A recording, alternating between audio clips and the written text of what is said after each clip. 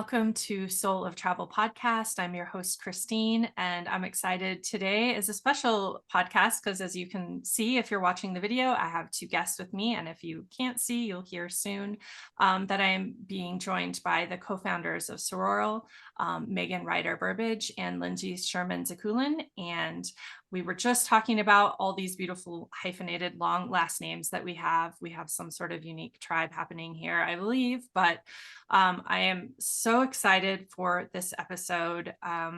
You are going to have a moment of hearing me be nothing but a huge fangirl, but I just want to take that moment because I have really been such a fan of what you have both created since seeing the work that you're doing in women's work, which is a community we're both a part of and we'll probably touch on later. And what I want to start with is reading something from your website. And my last or two guests ago, I read stuff from her website. She was like, oh my gosh, I hope it's good. But I'm reading it because it's good.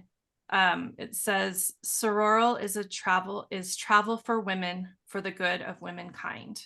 We empower small groups of women to travel to new destinations outside their comfort zones and inside their integrity. And for me, that's just like mic drop. I don't even feel like we have to have the rest of the interview. And I shared with Linsey in our pre-interview, but I have some weird sense of pride seeing what you have put forward. When I started Lotus Sojourns, I really felt a call to have this values-driven, women-focused, social impact forward product. And I really felt like I chickened out because I was receiving all this advice about what travel looked like for women. And it was retreats and wellness. And it didn't have this like feminist grit that I love that you have brought to your brand and have inspired me for the 2.0 or 5.0 or whatever version of Lotus Sojourns I'm at this point in my own journey. So I just wanted to start this conversation with that deep admiration and the respect that I have for what you created. And I can't wait to share with my listeners more about where that came from. I'm also going to add what I just shared with you, that I'm landing in this conversation in a weird space for me energetically today. So we might hear emotions. Usually I feel them and I suppress them. Today, that might not happen. I am so excited for this conversation. So after that huge amount of me talking, I'm going to turn it over to you. And I would love to have just kind of a high level introduction. So Megan, I'll turn it over to you first to just introduce yourself. Sure. So my name is Megan Ryder-Burbidge. I'm one of the co-founders of Sororal, a tour operations business that is focused on women's rights in the hospitality and tourism sector. I wear a few hats in addition to being the co-founder of Sororal. In my day-to-day life, I have the privilege of being a federal public servant, where I also work within the defense and security innovation space. I am also a mom of one, a little girl, and I'm a proud military spouse as well. So, thank you. Linsey, I'll pass the mic to you. I'm so glad you went to Megan first because since we're in an emotionally safe space here, I'm just so touched by your intro, Christine, and the really kind things that you said about us. And when we had our pre-interview, I said to Megan, it's really beautiful. Christine shared so much kind stuff about her thoughts about our work. And I will talk about myself in a sec, but just to briefly say, like, as you know, when you have a values like based business, you put so much of yourself into it. And often at the beginning of your business journey, you're putting it out there and you're hoping to meet people who are like-minded and receive feedback. But sometimes at the beginning in particular, it's a little lonely. And so you're putting yourself and unsure if you're connecting with others or if it's landing. So when you shared that stuff, like, it is so meaningful for us to know that that you're listening and maybe others are listening, and that we can connect on like these things that obviously mean so much to all of us, but outside of all of the noise. So my name's Linsey. I am a lawyer by training. I worked for many, many years in family law with families going through divorce and conflict until switching over. Now I work more in the nonprofit space. but still a bit of a through line. So my work now is really focused on infant and early childhood mental health. I am the co-founder with Megan of Sororal.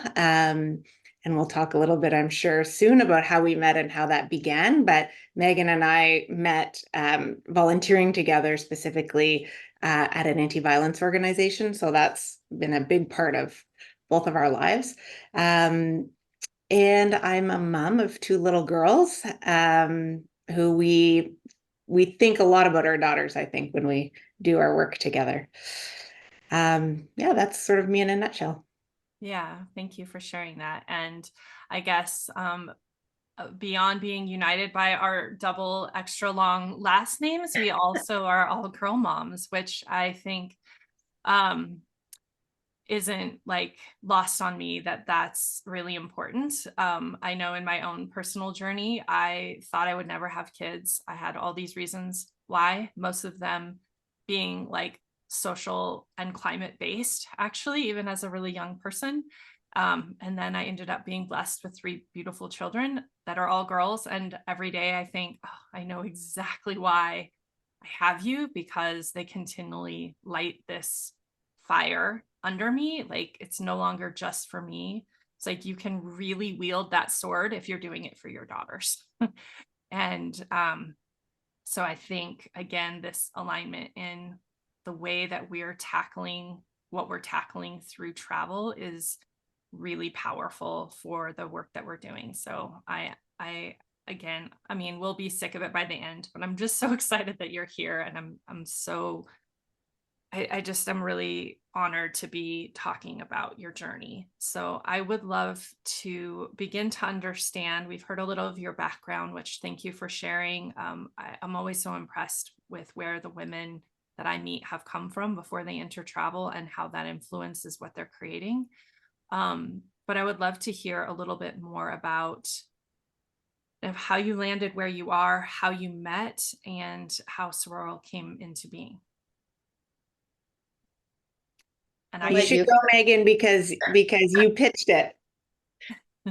So as Lindsay mentioned earlier, she and I came to know each other through volunteering with a local grassroots organization here in and around the Ottawa Valley called Lanark County Interval House. It is an advocacy organization and an emergency women's shelter for women and children living in and escaping from violence. It's a rural shelter. It is busy all the time. It is never not full. And Lindsay and I had Lindsay still volunteers with the organization, but she and I have the privilege of serving on the board of directors for a few years together, and that's how we came to know each other.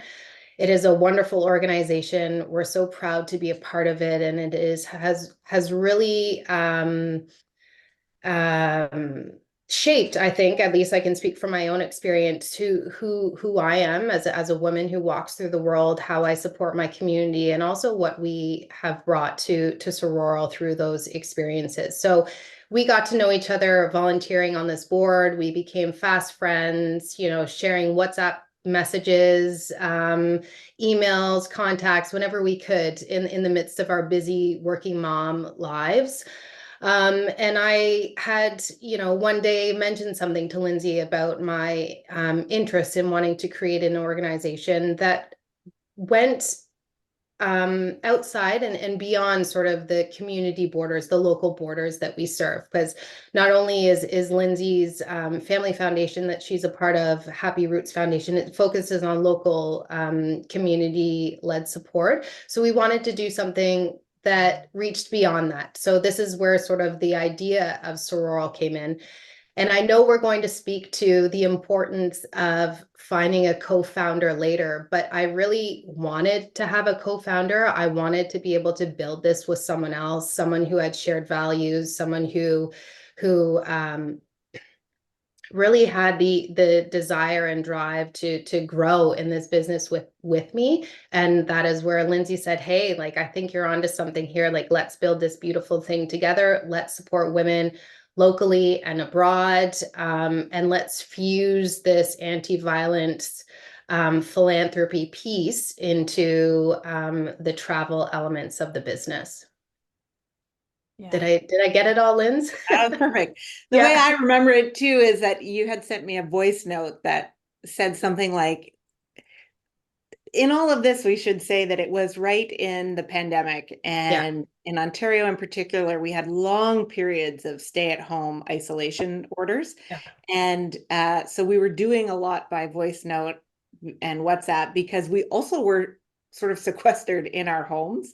And at one point, we had been talking about travel because in addition to how strongly we feel about women's rights and women's issues, we also were sort of independently avid travelers.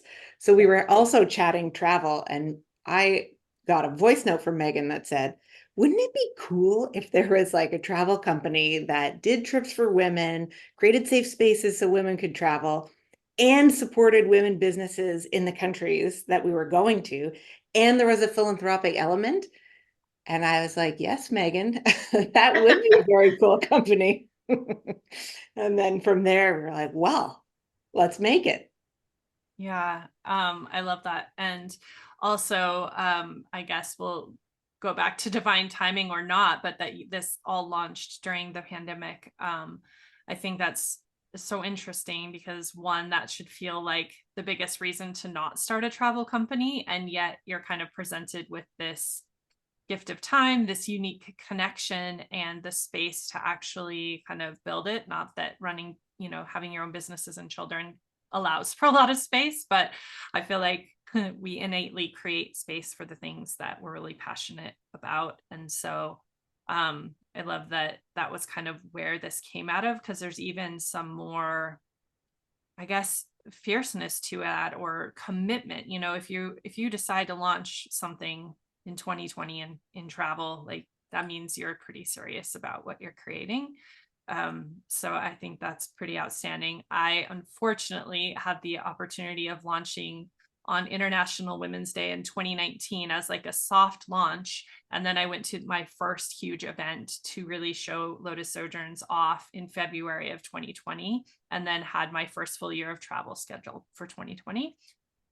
So I did not have that same place, but I ended up back there because that's where the kind of joke about 2.0 or 5.0 comes in. Like, I've had the ability to go back and be like, okay, well, we tried this for a little while and it was okay. And then we tried this and it didn't work. And now nothing works, but what would you really want to do? And like, I kept getting to get closer to the thing I wanted to create. But for you, we see your background, we see this shared passion, and then you're like, hey, let's bring travel into this as well. What was it like starting a travel company? Neither of you had been in the industry. How did you go about tackling that? I think the timing of it, in some ways, although terrifying, was also equally useful because we actually couldn't travel. And so that gave us a little bit of space to actually, and time to think about, okay, presuming that we will be able to travel again someday, what would we want it to look like? And then how do we want to build our trips to sort of reflect those visions? I think if we had started perhaps at a time when we could travel, it would have been maybe a little more rushed. So we benefited from a bit of grace at the beginning, in the sense that it gave us time to talk about what we wanted the company to look like. And what you said, Christine, really resonated with me about the reevaluation, like the evaluation and reevaluation of your company, because I think too, in our experience, it's felt like a very iterative process in a way. Because we've tried some things, you start, with the nuts and bolts and build it out, but we're constantly, and I'm grateful to have Megan, like, that we've co-founded it, because we're able to have these iterative conversations about what we should do next, what we should try next, did that work? And we've really built it like incrementally and in this like ongoing iterative process to where we are now. And it's continuing. We're always looking at what we're doing. Yeah, and I think the one thing that the sort of promise that Lindsay and I had made to one another when we started this business is that we were going to run the business in a way that made sense for us and a way that made sense for our families and our other commitments. If we knew that it was going to be slow at a certain time, we had to be accepting of that because we can only build it as quickly as two people who have other requirements in life, other jobs, other things like that. We can only build it as fast as we can.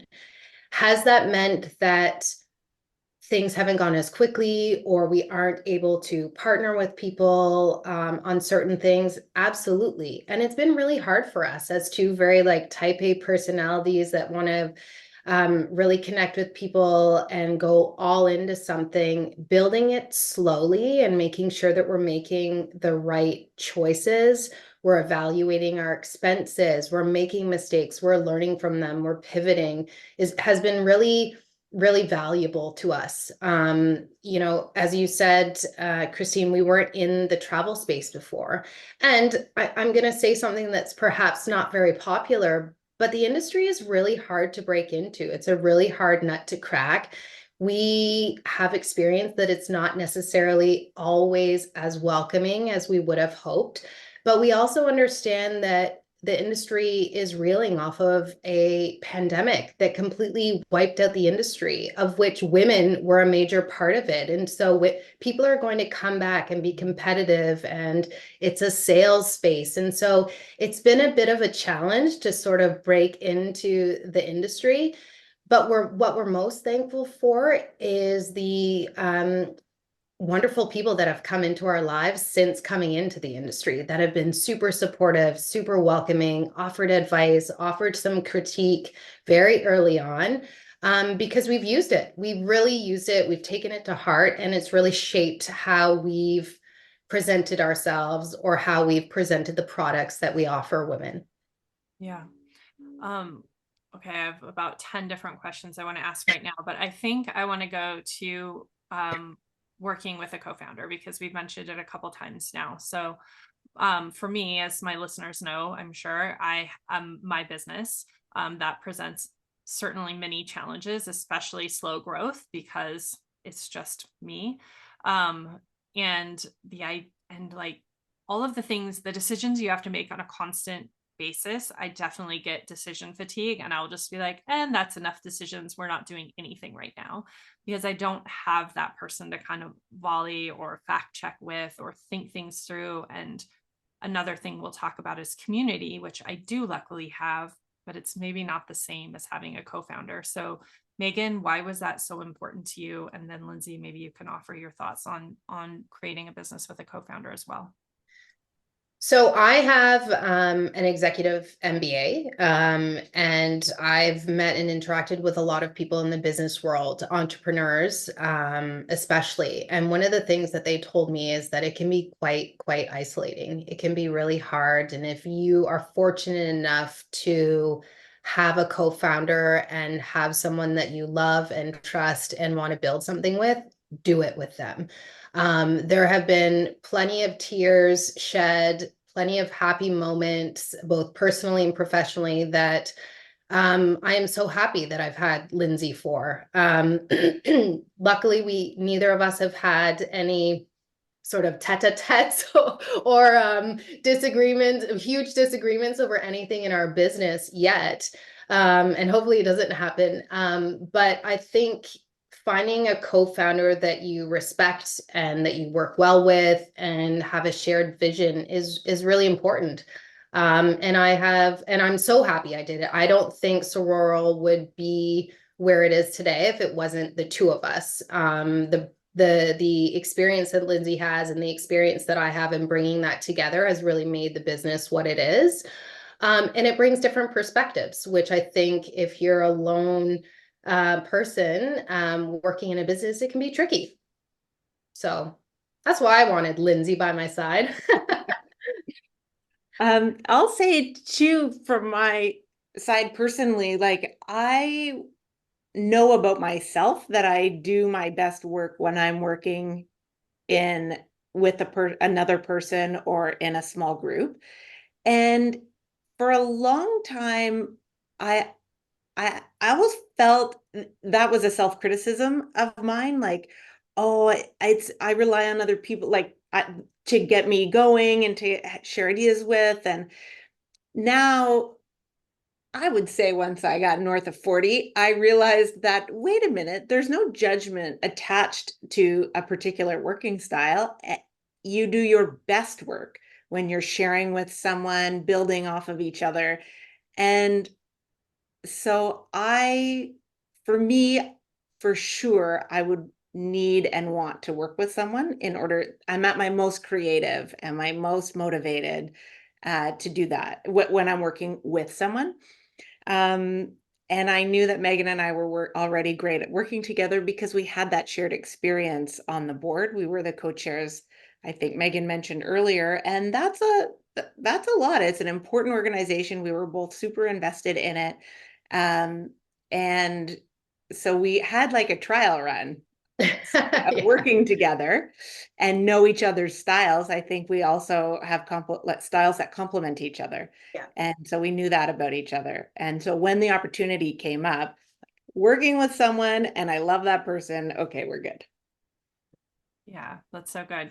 I love that awareness that you shared about the way that you work as well. I think that is something that takes time for us to understand about ourselves, and then to allow that to be a gift and not be the thing that, you're holding yourself back because you feel that way about yourself, to realize that that truly is a strength.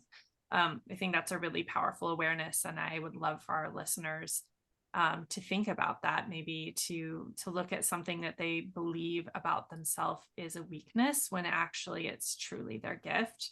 And I know for me, I've done, like the personality assessments and all of these different ways about the ways we think and learn.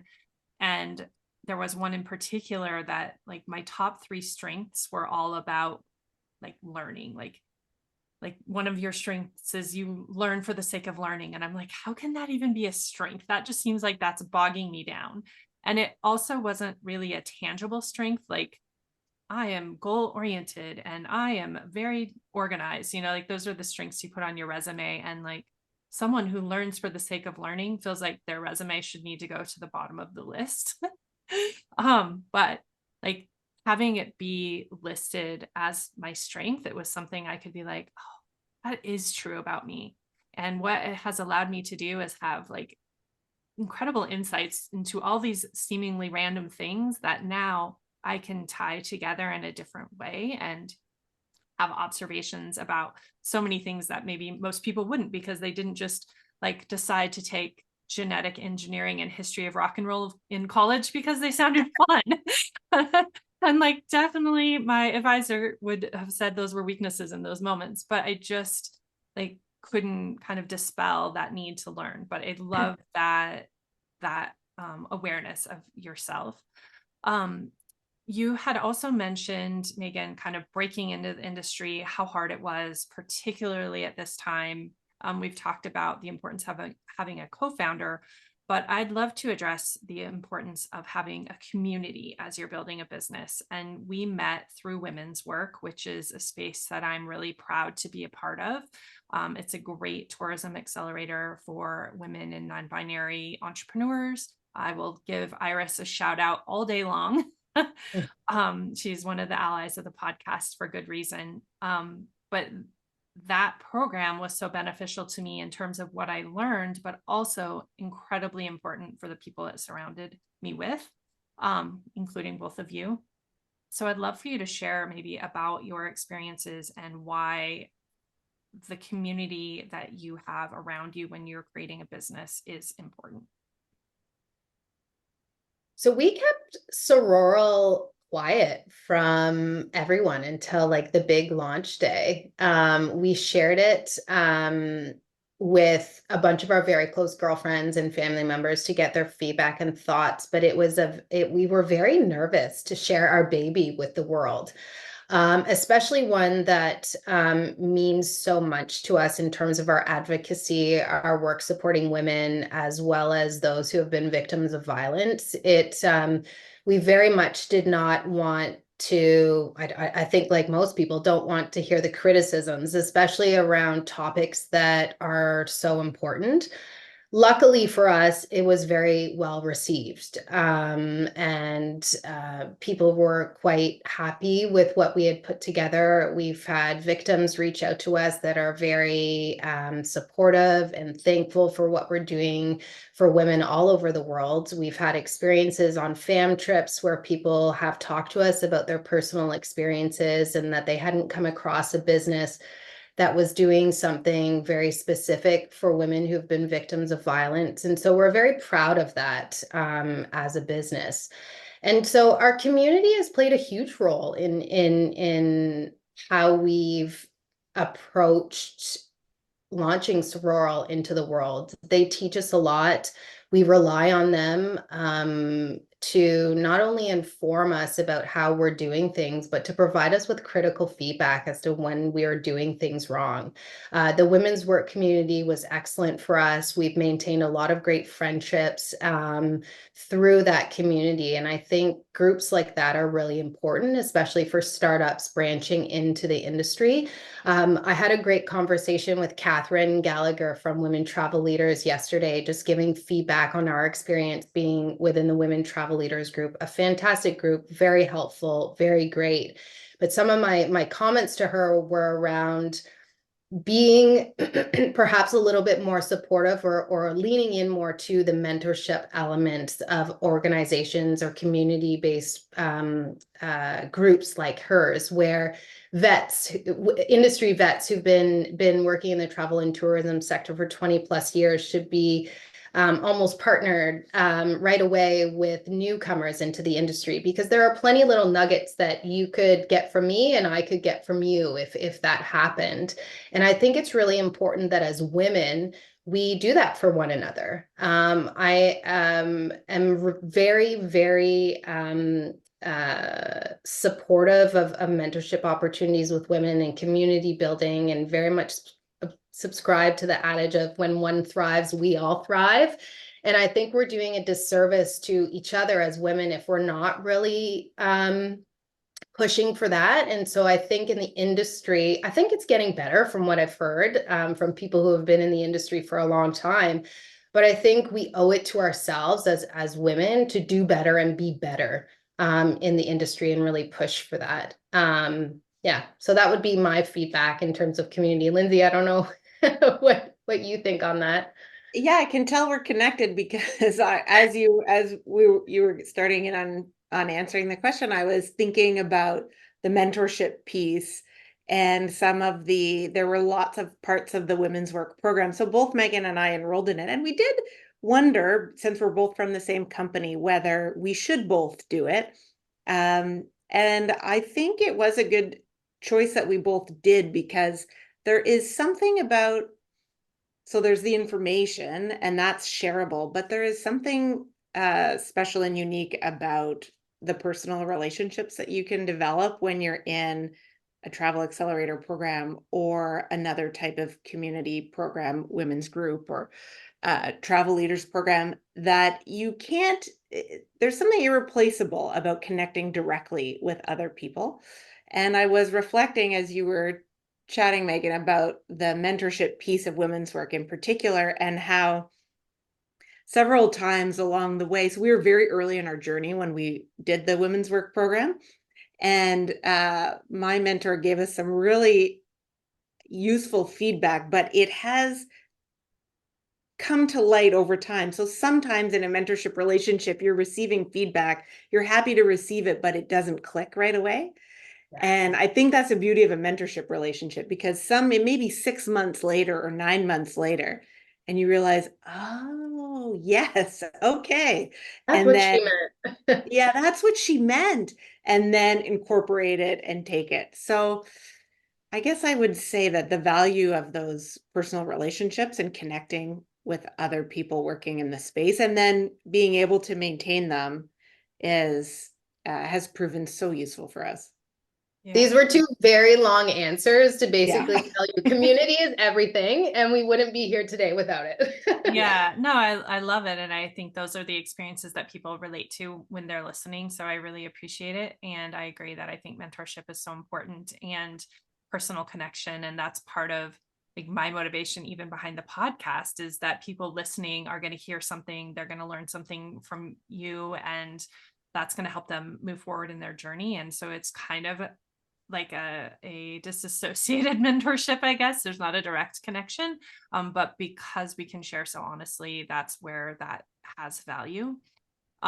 When you were talking about community of women and why we gather women together, I think this is something we both obviously feel passionate about because we created businesses that do this. There's something really important about that space and that connection. So I would love to talk a little bit more about one, why you chose Sororal, because as our listeners will hear it, it will be really maybe obvious as to why, but it has an important meaning. And then I would love to talk about the importance of creating experiences specifically for women. When we were trying to decide what to name this company, we really wanted to choose something that was representative, but not too obvious, like something interesting, but that represented exactly what we wanted to do.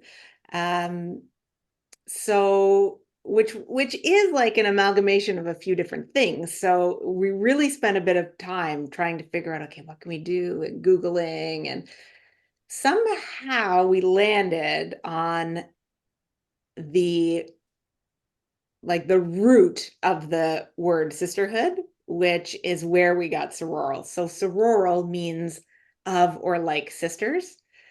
And when we came across it, it's exactly what we do.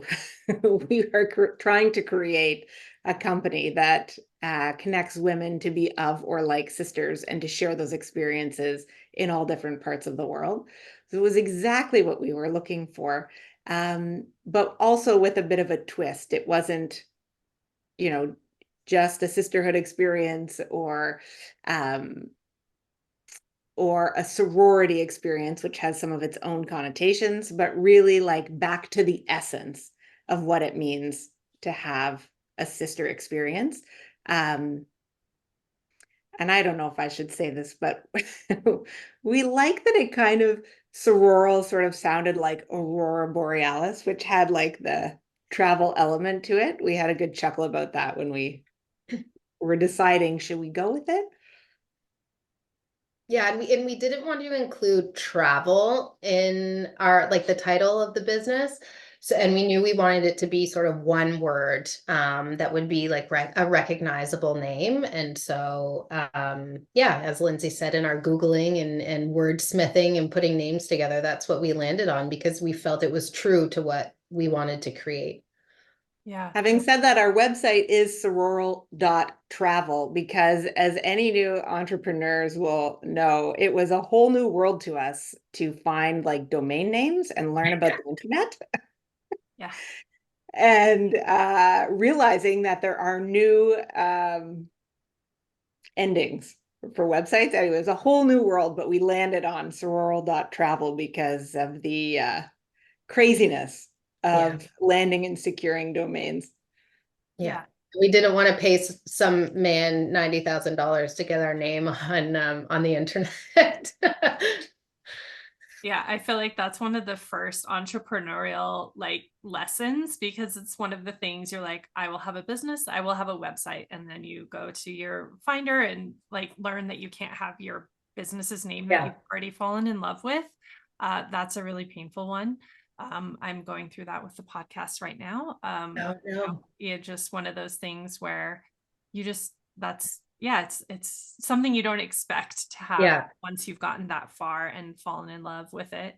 I really love the name, and like you said, that it's evoking not just like the idea of sisters, but something even like stronger. It does feel a little like more magical than that or bigger than that or has more depth because it's this kind of this different word for something we think we understand. So you're not giving it away so easily. And then also that you didn't put travel initially in the name. This was something I went back and forth with as well, because I thought, I am doing travel, but travel is just this vehicle for the experience I want to create. And the experience is bigger than travel, and the community is bigger than travel, and the impact is bigger than travel. But travel is just like what it sits upon. It's like the easiest part to understand, but I also don't want to just throw that word in there because I think it might confuse people about my intent. So I love that you kind of also had maybe a similar conversation about why that word wouldn't initially be important in conveying what it is that you're creating. Do you want to talk about that a little bit? Yeah, I totally agree with you. Oh, sorry, Meg. no, go ahead. I was just going to say, as you were talking, Christine, it made me think about um, also because I think we have built Sororal really similarly to what you just described, that it's about an experience that is really values led, and travel is one way to do it. But also, travel looks a lot of different ways to a lot of different people. And there is maybe a few like overarching industry narratives of what travel looks like. And we are trying to create a really different, slow, personal, meaningful travel experience. And so I think in a way, although I don't know that I fully thought of it in just this way until now, but we didn't, it could be misleading in a sense to have included travel because we want to share a specific type of travel experience and not sort of a red herring of what maybe people have traveled like in the past, or what's most commonly thought of when you're booking a 1 week vacation type thing. Yeah. Did you want to add anything, Megan, or do you want me to hop to the No, next? I mean, all I was going to sort of add there was that, travel is the tool for the social change, which, as you read out earlier or mentioned earlier, travel as a catalyst for social change. And so we didn't want to add that very specifically into the title. So.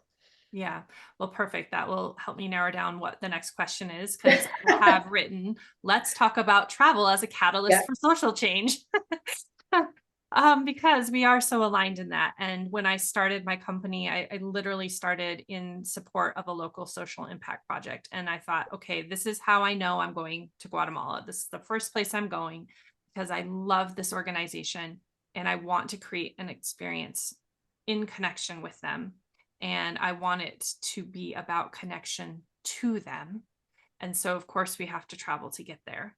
But it was so much more than travel. And so we had all these beautiful experiences together. I want to know from you, why do you believe travel is the perfect opportunity to create impact? And how does this work in your business? How have you built these two things together? Go ahead, Lynn. Okay. I think when we were really starting Sororal, we were interested in making life better for women. And so then we had conversations, how will we do that? One place we really landed, well, we landed specifically on the 5th UN Sustainable Development Goal, which is to empower women and girls all over the world, and gender equality and empowering women and girls all over the world. And we sort of narrowed it down to looking specifically at economic security of women and girls around the world. And how could we contribute to that? We also have a love of travel, so we sort of linked those two up with the idea that if we travel to other countries and look specifically to support the economic security of women in those countries, what does that look like? And so for us, it looks like finding women-owned businesses that work in the industry. We know that the industry employs a lot of women and more than many other industries. So it's already an industry that is sort of open and prime for supporting women and supporting their security and increased leadership opportunities. So it's a good fit for that. So the way we've implemented it, as I was saying, is to look at, are there women-owned places that we can stay? Are there chefs that we can support specifically with our travel dollars? Are there guides and artisans who are trying to create sustainable long-term businesses for themselves and their families, and we can bring travel dollars to them? The women that come with us are having a personal, beautiful experience, but they're also knowing that their travel dollars are supporting women specifically. So that was sort of the core of the business piece of why travel and how we wanted to link it up to women generally, but specifically women entrepreneurs and family-owned businesses. I mean, I think we know all over the world that it's harder for women-owned businesses for a whole bunch of reasons, but to get their start and to build themselves out. And so we also are a small women-owned business. So we appreciate some of the challenges and we want to support them everywhere we go. Yeah, I think we're also an unapologetically feminist social enterprise and travel company. And I think that ties into the grit that you were talking about earlier, Christine, and that when we were initially sort of laying out what we wanted the business to look like, and we were trying to think of like what our voice would be in the industry, I think we thought like bold, cheeky, and authoritative or something along those lines. So not only do we want to incorporate this feminist approach in the operational aspects of our business, so working with female hoteliers, service providers, and various other things, we also want to create a space for that advocacy work, whether or not it's shining a light on women in the industry, the percentage of women who work in the industry, the plight of the women in the industry, showcasing BIPOC women in the industry who are oftentimes overlooked. We want to create this space where we can openly talk about how women are represented in hospitality and the tourism industry writ large. And so there's sort of this like dual element to the business that we wanted to create that we didn't think existed anywhere else. There are plenty of organizations that focus on supporting women or even only working with women. There's, Wild Terrains, El Camino, there's tons that are industry leaders that are doing really great things to support women. Where we think we are different is that we add this advocacy element and we're quite outspoken in it. And we also add this philanthropic side of things where we pair with it the support to anti-violence organizations for a reason in the countries that we go to. So again, a very long-winded response to your question. This is why I have an hour-long podcast. Oh, it could probably be more than that with us. We can keep going. To just tag briefly on to the end of Megan's comments is that we also really on the advocacy piece. So our advocacy and our philanthropy are tied a little bit.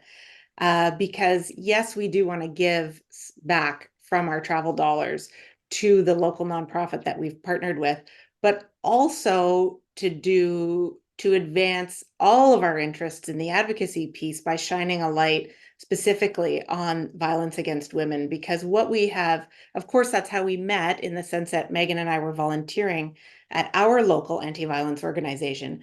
But in every country that we've planned a trip to, it is a pervasive issue for women everywhere.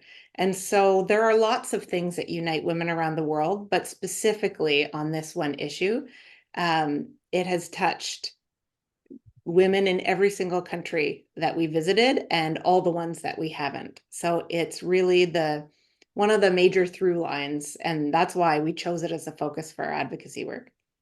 Yeah, I think we probably should have pulled some statistics on it, but I mean, we can share those with you, Christine. But I mean, I think any woman can say, a percentage of friends that I know, people I know, community. There's not one woman in the world who isn't touched by violence against women to some degree, whether or not it's them whether or not it's their mothers, sisters, aunts, cousins, someone that they know. So it was really important for us to shine a light on this and support organizations combating this.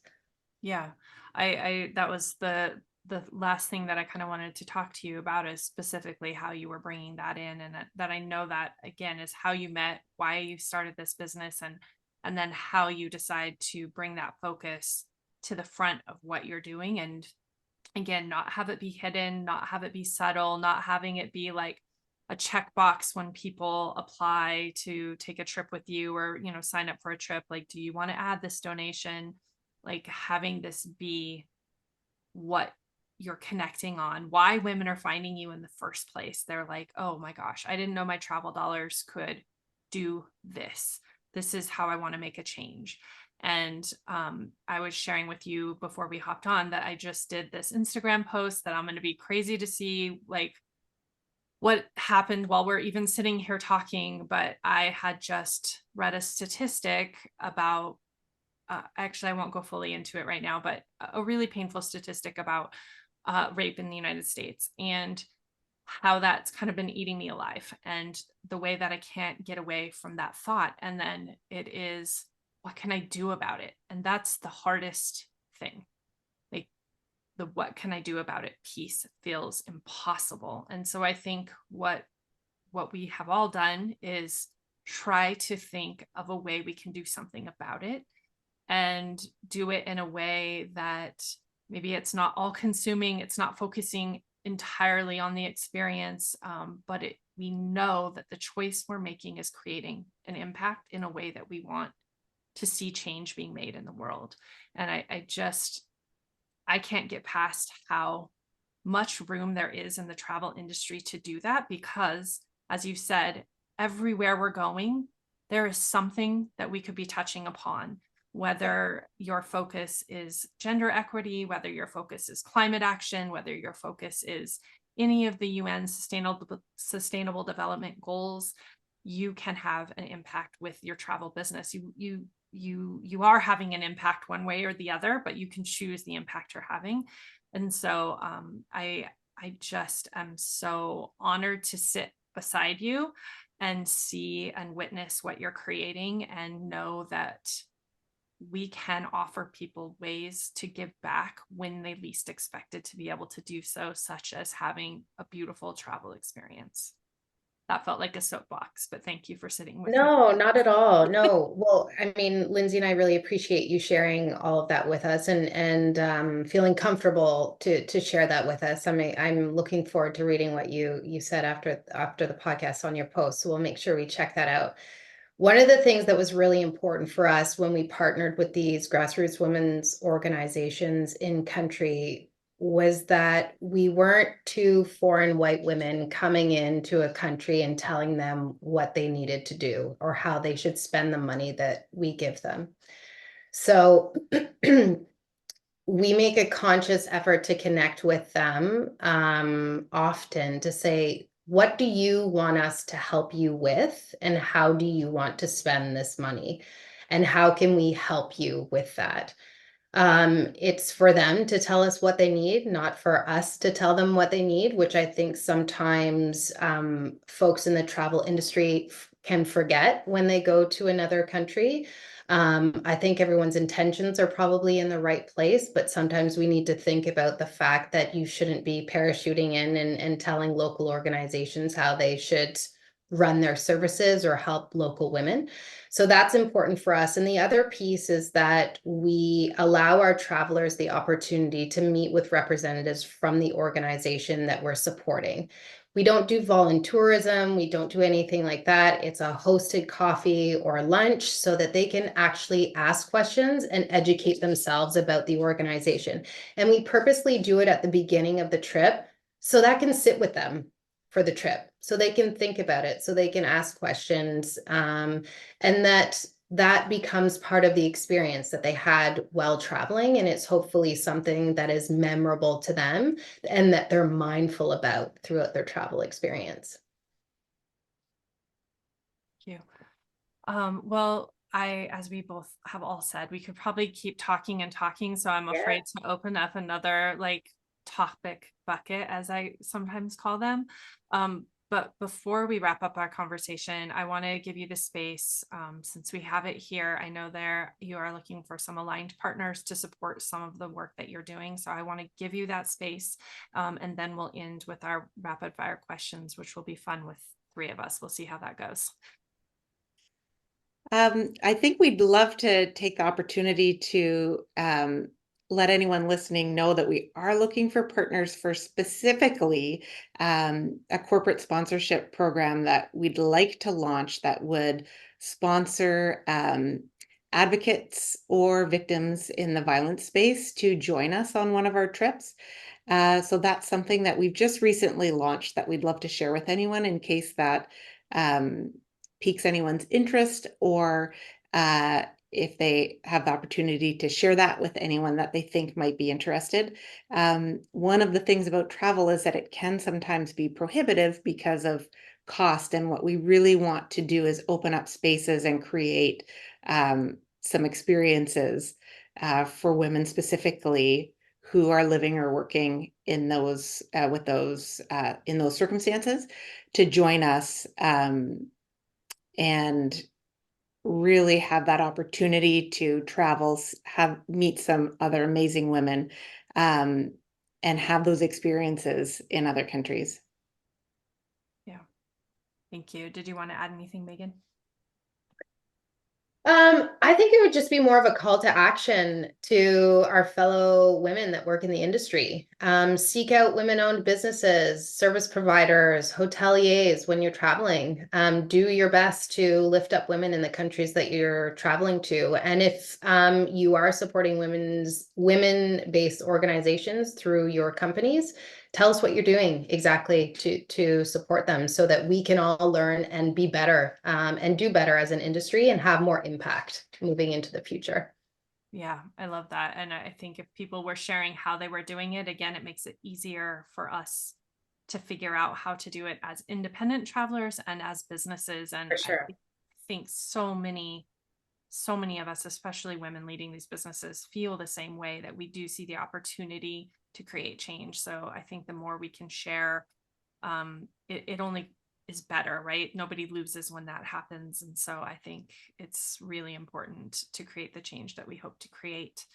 Okay, rapid fire questions. I think what I'll do is just bounce them back and forth between. I won't make you each answer it. Hopefully I asked the right person the right question, but I'm going to just start with you, Linsey. What are you reading right now? Oh, right now I'm reading a great book. Oh, goodness. It's called On Our Best Behavior by Elise Lonan, I think. I hope I didn't get that wrong. It's for my book club. It was my pick, actually. So I have to lead the discussion next weekend. I've just started it, but essentially, she's looking at how women's behavior has been conditioned in our modern times through the 7 deadly sins. So I have just started it, but already it's really fascinating. Yeah, I super love her, Elise Lonan. Her podcast is my most recommended podcast to anyone. It's brilliant conversation all the time. I leave every time just like, I can't even believe that. Next time she couldn't top it. And it's every time is so good. And we're reading that book in my book club this year as well. So I can't wait. I accidentally have 2 copies because I pre-ordered it and then thought I didn't pre-order it, and I pre-ordered it again. So Elise Lonan, someday I would love to have that conversation with you because I'm a super fan. Okay. Put that out into the world right now. Yeah, let's putting out asks. Okay, Megan, what is always in your suitcase or backpack when you travel? Linsey probably makes fun of me for this, but always in my suitcase or backpack, it's the contact information for the embassy, the Canadian embassy. Yes, that's very good. I actually told my daughters we were traveling this summer, and I said one thing that might be helpful for you to always know is that there's a US embassy wherever you are, and that if anything ever happens, I mean, they're super little. They're probably like, I don't even know what you're talking about, but we'll plant that seed. Yeah, it's something to know exists. I'd be remiss if I didn't mention that, considering I work in the defense and security industry. So yeah, so that contact info. Because Megan has Okay. put that on my radar now, which Oh it yeah. really was before. I just show up someplace and Yeah. Okay, back to you, Lindsay. The to sojourn is to travel somewhere as if you live there for a short while. Where would you still love to sojourn? hmm. You know, I just got back from a weekend reunion with four girlfriends that I lived with. My very first real travel experience was in undergrad. I did an exchange to Madrid and I lived with these four girls. And then we just got together for a 23-year reunion in Paris. And while I was there, I thought I really could live here. Yeah. I went in the summer. I would love to go back, not in the summer, because I would never want to live there in the summer. I think much like many places in the world, but I would love to give it a second chance with a little more breathing room around me. Megan, what do you eat that immediately connects you to a place you've been? Momos. They're like a Nepalese dish, Nepalese sort of northern India dish. They're so good. Yeah. I mean, there was a place so I used to live in India, and there was a place in Delhi that was run by a Nepalese family. I think we used to call it Momo's Palace or something like that, but that's not actually like what the name was. And you could go in and just eat so many, and you ended up feeling so sick after, but the experience was great. Perfect. Lindsay, who was a person that inspired or encouraged you to set out and explore the world? I would say my mom. She grew up in a small town in Ontario, but um, started exploring when she was in university and really sort of lit that fire in me to go and see different places and meet people in different parts of the world. When I was a little girl, she told me this great story. She was in London. She was maybe 19, and Christopher Plummer, like Sound of Music was a big deal. And Christopher Plummer was performing in London, and she was sitting in a park and she had her Canadian flag on her backpack. It was a big thing a long time ago that everybody had that on their backpack. And this guy came over to her and remarked on it and sat down with her and asked, if she was picnicking or whatever. It turned out to be Christopher Plummer. So she was beside herself. But she told me stories like that when I was growing up, all these little, funny little brief moments, encounters. And I think that lit the fire in me to go and see that for myself. Yeah. Also, I'm just sitting here imagining what it might be like if our daughters could travel together, because they're having such a different experience of seeing their moms travel and what they're doing and why they're traveling. Which I was just at a travel show and was listening to Andrew McCarthy speak actually, and he was kind of setting up what he was going to talk about. And he's like, so many people here will be talking to you about where you should travel, and I want to tell you about something different. And I leaned to my daughter and I was like, he's going to say why we travel. And she was just like, oh, mom, you're so annoying with all this why we travel stuff. But how incredible just to think about this generation of travelers that we're literally raising right now. Okay, I'm getting sidetracked again and again and again, but it's okay. They're all good tracks, I think. The next question, Megan. If you could take an adventure with one person, fictional or real, alive or past, who would it be? Um, my grandmother. She and it would be to Wales. Hmm, Yeah. thank you. Just to share, I have a picture of my grandma right here at my desk every single Oh, day. nice. So I can, Woo! thank you. Sorry about Okay. that. That's okay. Emotions happen here. This is what I'm most well known for. People have even told each other not to be on my podcast because you just will probably get emotional. We actually did way better than I thought. We had more laughter Okay, than I great. think. Yeah, sorry. Okay. So I'd say my grandmother, and only because, and it would be to Wales because my grandfather was from Wales.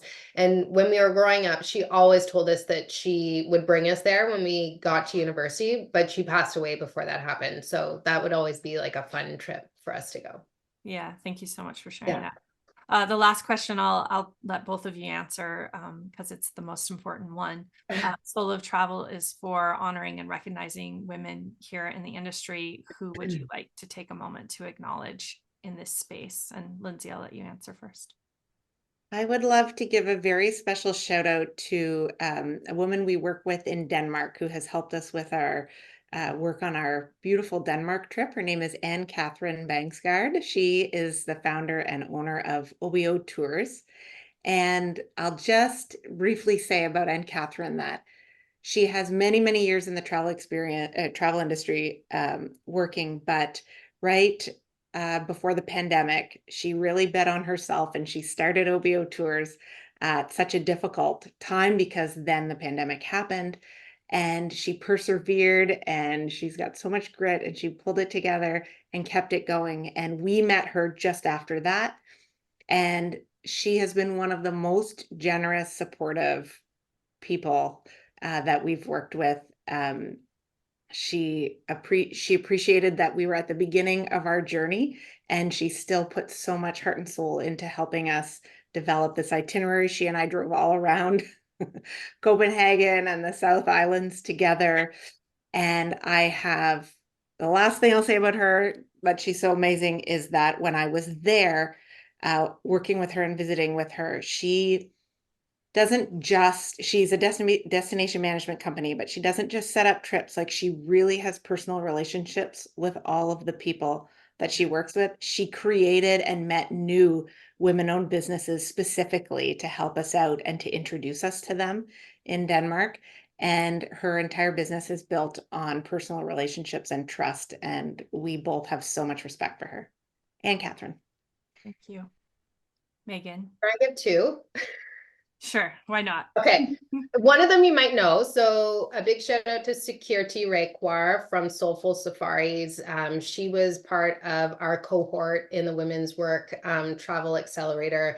She is one of those people that I would classify as being like the salt of the earth. She has been so supportive of Sororal. We have great chats about being staunch feminists and working in this industry. And she is so knowledgeable and loves India so much. And we're really looking forward to possibly doing a collaboration with her. So keep your eyes peeled for that. But yeah, I can't say enough great things about her.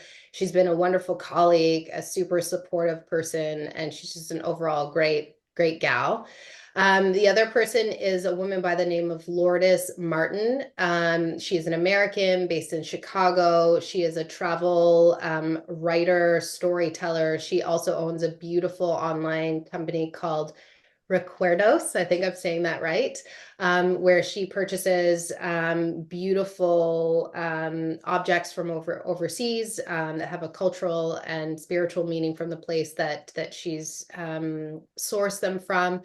And she, again, is just someone in the industry that we didn't know that has just been so beyond supportive of us without expecting anything in return. She's been highlighted on the Women Who Travel podcast. She's done some work from El Camino Travel. She's highlighted us, our little company, in her online newsletter. So a big shout out to Lourdes. I think her Instagram is Please Do Tell, PLS Do Tell. And Security. They're just girls, supportive, great women who, if either of them lived closer, I'd be having them over regularly on the weekends. Yeah. Oh, thank you so much. That was such a beautiful end to the conversation. And I do know and love Security as well. And I can't wait to check out the two other women that you mentioned. And I mean, I think I knew it at the beginning of this conversation, but this is like such a perfect example of everything that I hope to be creating and supporting in the world. And I don't want us to end the conversation, but I know you guys actually have something scheduled right after this, so it has to happen. But thank you so much for being here. I hope our listeners are really inspired by this conversation, and I can't wait to see maybe what evolves in this new kind of sisterhood that we have ignited for ourselves here today. So thank you for being here. Thanks for having us. Thanks so much for having us. Thank you.